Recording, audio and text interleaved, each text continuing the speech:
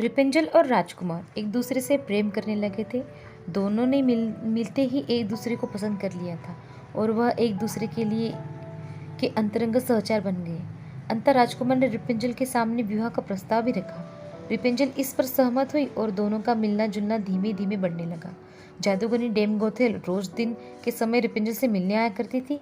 राजकुमार और रिपेंजल ने मिलकर एक योजना बनाई कि राजकुमार द्वारा दिए गए रेशम के रिपेंजल एक सीढ़ी बनाएंगी जिससे कि वह दोनों उस जगह से भाग सके। रिपेंजल की मूर्खता के कारण डेम गोथेल को राजकुमार के रिपेंजल के पास आने और उसके गर्भवती हो जाने का पता चल गया।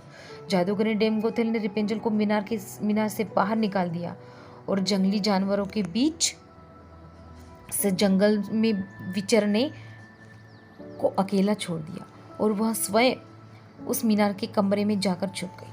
राजकुमार के चढ़ने के लिए उसने रिपेंजल के बालों को काटकर उन्हें मीनार से लटका दिया ताकि राजकुमार ऊपर चढ़ सके और उसे कोई शंका ना हो। जब राजकुमार रिपेंजल से मिलने के लिए उस रात आया तो रिपेंजल की जगह जादूगरनी को पाकर वह भयभीत हो गया और मीनार से कूद पड़ा जिससे कि नीचे पड़े कांटों से उसकी दोनों आंखों की रोशनी चली गई।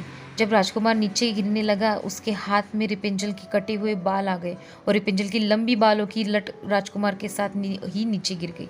नीचे उतर पाने का कोई अन्य तरीका न होने के कारण जादूगरनी डेम गोथेल उस मीनार में फंस गई और अंततः मृत्यु को प्राप्त हुई। अपनी आंखों और अपनी प्रेमिका को खो देने के बाद राजकुमार निराश होकर अंधा होकर जगह जगह भटकने लगा। कई महीनों तक इस प्रकार भटकने के पश्चात वह उस क्षेत्र में जा पहुंचा जहां पर रिपेंजल बस चुकी थी। उधर रिपेंजल ने जुड़वा बच्चों को जन्म दिया जिसमें एक बेटी और एक बेटा हुआ। इसी तरह कुछ समय तक एक दूसरे के विछोह में रहने के बाद अंततः दोनों उसी राज्य में एक स्थान पर मिले और उनके मिलन से चमत्कार स्वरूप राजकुमार की दृष्टि वापस आ गई और रिपेंजल के लंबे सुनहरे बाल उसको वापस मिल गए और दोनों हंसी खुशी अपना जीवन साथ में बिताने लगे।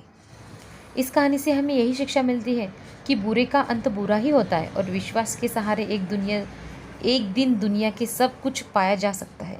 जिस तरह जादूगरनी गलत नीयत से रिपेंजल को इतने साल कैद में रखती है, एक दिन उसे इसका दंड मिला और वह मारी गई। रिपेंजल ने बचपन से उम्मीद लगाई हुई थी कि उसे एक दिन कोई बचाने आएगा और उसकी खुशहाली भरी जिंदगी होगी। एक दिन उसके इस विश्वास को भगवान ने पूरा कर दिया। Thank you very much.